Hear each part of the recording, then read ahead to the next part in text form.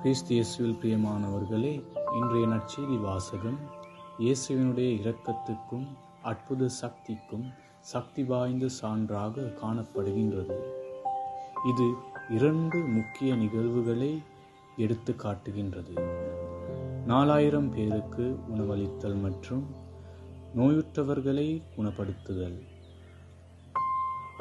இன்றைய நாளில் நற்செய்தி வாசகத்தில் எமக்கு அழைப்பு விடுகின்றது.